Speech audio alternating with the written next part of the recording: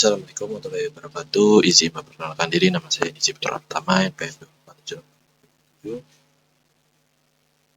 Jadi saya ingin membuat video hands-on pada lab 8, Exploration Data Analysis atau singkatan dari EDA. Ya,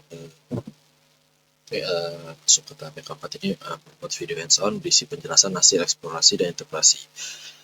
Setiap mahasiswa wajib menggunakan dataset yang sudah ditentukan, gunakan bahasa analisis formal, visualisasi wajib, pastikan setiap grafik diberi judul. Oke, kita lanjut aja di sini ke tahap yang pertama, yaitu mungkin saya jelasin dulu ya dari data saya di sini tuh yaitu e-commerce transaction data. Jadi data saya e-commerce transaction data itu merupakan sebuah kayak kumpulan data transaksi penjualan daring atau online retail yang berasal dari sebuah perusahaan retail Inggris yang menjual berbagai produk rumah tangga dan hadiah melalui platform e-commerce.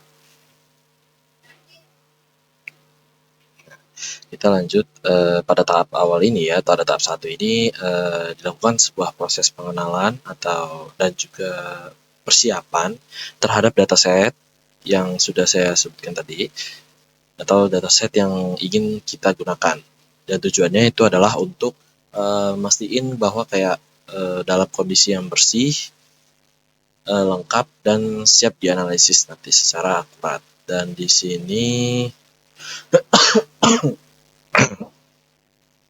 di dalam datasetnya itu, sini saya menampilkannya hanya 5 baris ya, menampilkannya 5 baris.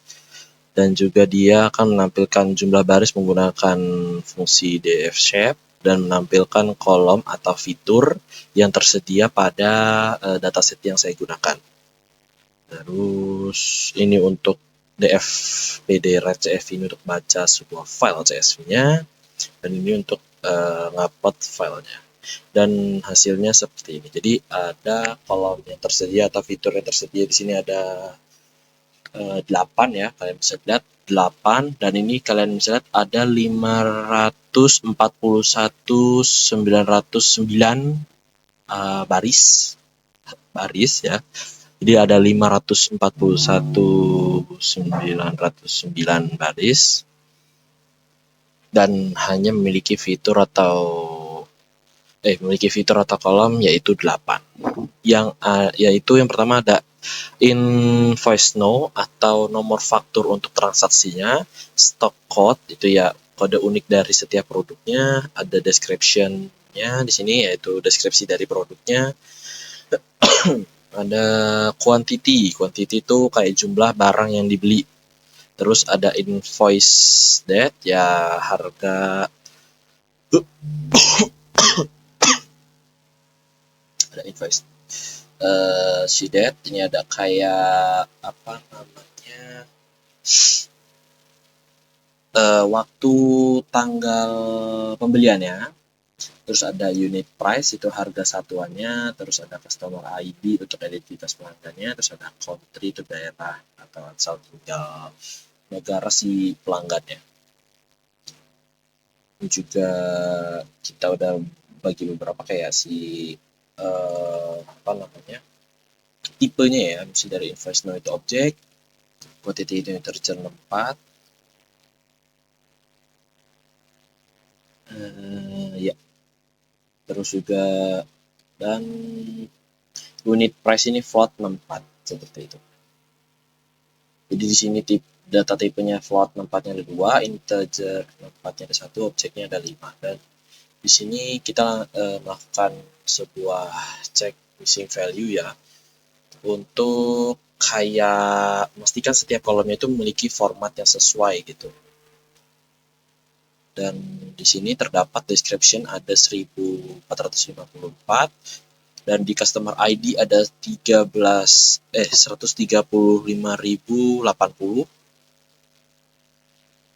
dan data tipenya integer 4. Oke, itu sudah untuk tahap yang 1, dan kita lanjut ke tahap yang kedua, yaitu pembersihan data atau missing value dan outlier. Jadi pada tahap ini tuh dilakukan sebuah proses pembersihan data untuk memastikan kualitas dan reliabilitas analisis. Jadi langkah yang pertama di sini adalah menangani nilai yang hilang atau missing value, dan berdasarkan hasil pemeriksaan terdapat ada nilai-nilai kosong pada kolom tadi ya. Kolom description itu ada 1454 dan pada kolom customer ID ada sebanyak 135.080 baris. Karena kedua kolom tersebut itu penting ya untuk dianalisis transaksi pelanggan, jadi baris data yang tidak memiliki nilai pada kedua kolom tersebut dihapus agar tidak mempengaruhi hasil dari analisisnya. Dan selanjutnya untuk kolom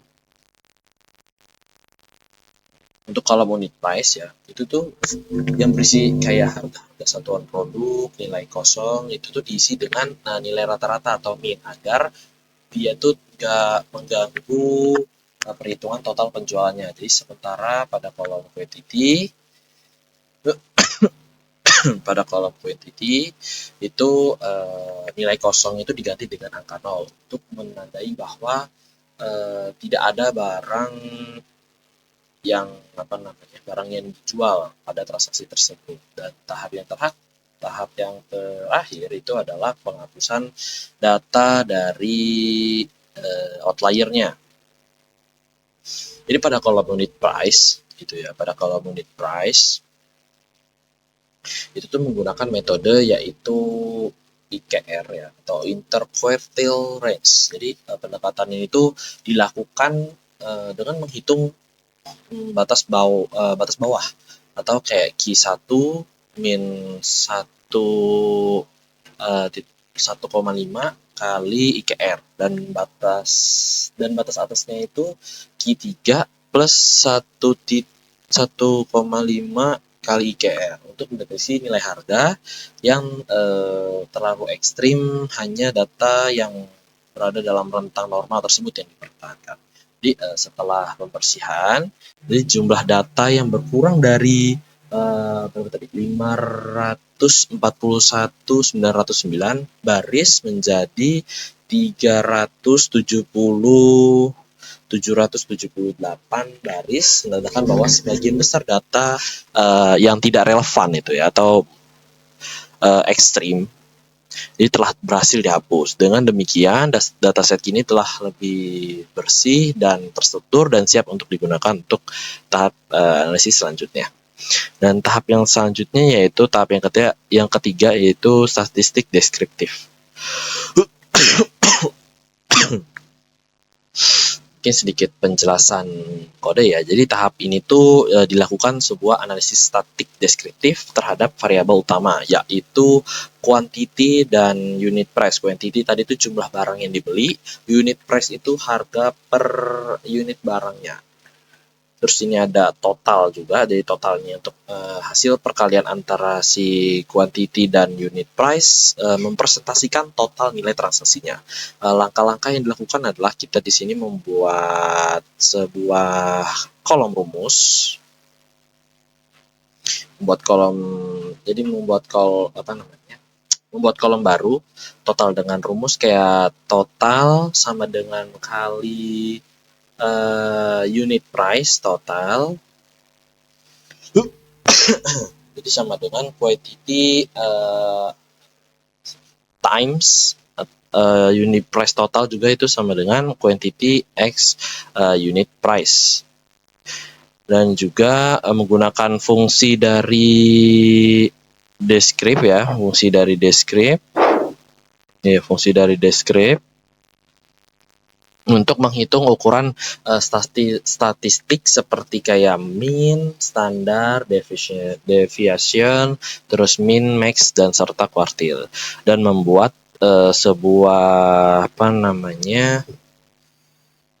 menggunakan dua histogram ya, menggunakan menggunakan seaboard untuk melihat distribusi nilai unit price dan quantity gitu. Di hasil dari deskriptifnya ini count-nya 37 sekian dan unit price 37 sekian, totalnya jadi 37 sekian, seperti itu. 370,778.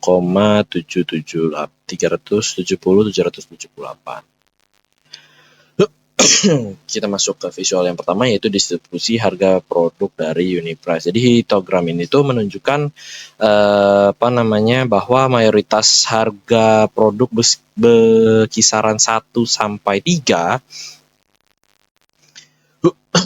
itu distribusinya tuh sedikit menyebar ke kanan ya, menyebar ke kanan atau right skewed, yang berarti ada sebagian kecil produk dengan harga yang lebih tinggi dari rata-ratanya, dan puncak distribusi di sekitar harga itu rendah dan mengindikasikan bahwa produk dengan harga yang murah mendominasi penjualan. Terus kalau yang kedua yaitu distribusi jumlah barang atau quantity. Jadi terlihat banyak nilai ekstrim atau outlier dengan quantity yang sangat besar dan positif maupun negatif. Jadi nilai negatif itu memungkinkan kemungkinan besar itu menunjukkan bahwa retur atau pembatalan pesanan. Jadi sebagian besar transaksi berada di sekitar nilai yang rendah atau mendekati nol, yang berarti transaksi e-commerce ini itu umumnya melibatkan pembelian dalam jumlah kecil per transaksi gitu. Dan interpretasi umumnya itu dalam analisis deskriptif ini jadi memperlihatkan bahwa kayak pola transaksi cenderung berfokus pada volume pembelian yang kecil dengan harga produk yang relatif murah. Jadi tipikal dari transaksi retail daring, dan variasi yang tinggi atau STD besar itu pada quantity dan total itu mengidentifikasi bahwa adanya ketidakteraturan atau kemungkinan data ekstrim seperti retur dan transaksi grosir tadi.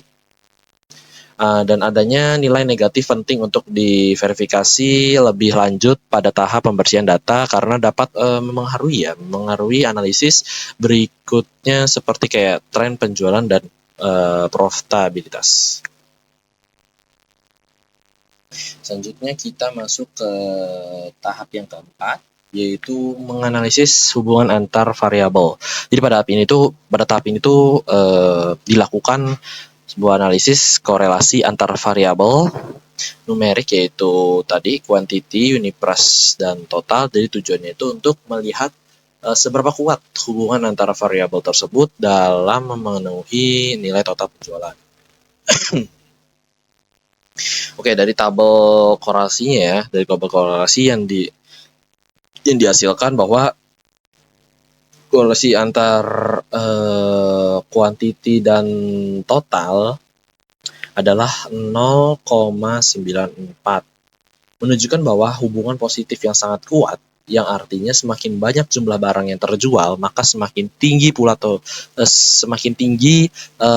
nilai total penjualannya. Dan korelasinya antar unit price dan total itu 0,012, yang berarti bahwa hubungan keduanya itu sangat lemah. Jadi ini menunjukkan bahwa harga satuan produk itu tidak terlalu memengaruhi total penjualan secara langsung. Kemungkinan karena variasi harga antar produk itu relatif kecil dibandingkan variasi jumlah barang yang terjual gitu. Selanjutnya korelasi antar quantity dan unit price itu ada 0,21. Jadi dia menunjukkan bahwa bisa lihat 0,21 min 0,021. Oh ya, tadi min. Enggak. Tadi 0 tadi 0.012 dan sekarang min 0.021. Jadi menunjukkan bahwa hubungan negatif itu sangat lemah, hampir tidak signifikan. Oke, kita lanjut ke tampilan visualnya sini. Pada heat map ya. Pada heat map korelasi itu warna merah pekat antara quantity dan total itu menegaskan bahwa hubungan antar keduanya itu kayak hubungan yang kuat gitu dari antara dua korelasi tersebut dari quantity dan total. Dan kalau di warna biru ini, kalian bisa lihat warna biru itu pada pasangan unit price dan quantity dan unit price quantity dan unit price total itu menunjukkan bahwa hubungannya itu sangat lemah gitu. Dan sekarang ini hubungan quantity dan total penjualan, jadi menggunakan scatter plot ya. Jadi scatter plot ini menunjukkan pola yang cukup jelas bahwa semakin besar quantity semakin tinggi pula total penjualannya. Jadi meskipun terhadap beberapa titik ekstrim atau outlier dengan nilai negatif pada quantity maupun total, sebagian besar data terkonsentrasinya itu di sekitar nilai positif kecil, menandakan bahwa transaksi dalam jumlah kecil itu mendominasi. Interpretasinya adalah analisis itu memperlihatkan bahwa jumlah barang yang terjual atau quantity itu adalah faktor utama yang memengaruhi dari total nilai penjualan pada e-commerce ini. Jadi harga produk atau unit price itu tidak memiliki pengaruh yang signifikan terhadap total penjualan secara keseluruhan, yang mengindikasikan bahwa variasi harga antar produk itu tidak sebesar variasi jumlah transaksi yang terjadi. Seperti itu. Kita lanjut yang ini yang terakhir ya. Seperti lagi yang terakhirnya ini adalah tahap yang kelima, yaitu visualisasi dan interpretasi. Di sini saya ngambilnya yaitu untuk melihat distribusi total penjualan berdasarkan negara. Saya ambil itu tujuannya adalah mengidentifikasi bahwa negara mana sih yang memberikan kontribusi terbesar terhadap total penjualan perusahaannya. Jadi hasil dari analisisnya di sini dari hasil agregasinya ya, dari data berdasarkan kolom country, terlihat bahwa United Kingdom di sini paling atas. United Kingdom ini menjadi penyumbang penjualan terbesar secara signifikan. Nilai total penjualannya itu jauh melampaui negara-negara yang lain, menunjukkan bahwa sebagian besar transaksi itu berasal dari pelanggan domestik. Jadi negara lain seperti kayak Netherlands, EIRE atau Irlandia, atau terus ada Jerman, France dan lain-lain itu juga berkontribusi terhadap penjualan. Namun dalam jumlah yang jauh lebih kecil dibandingkan dengan Inggris sebelumnya. Inggris, beberapa negara lain, dan hanya mencatat sedikit transaksi, menandakan bahwa jangkauan pasar itu masih terbatas di wilayah tersebut. Dan di sini kalian bisa lihat dari visualisasinya, itu United Kingdom tadi paling besar dari banding yang lain, dan Netherlands itu yang kedua, IRE yang ketiga, dan seterusnya.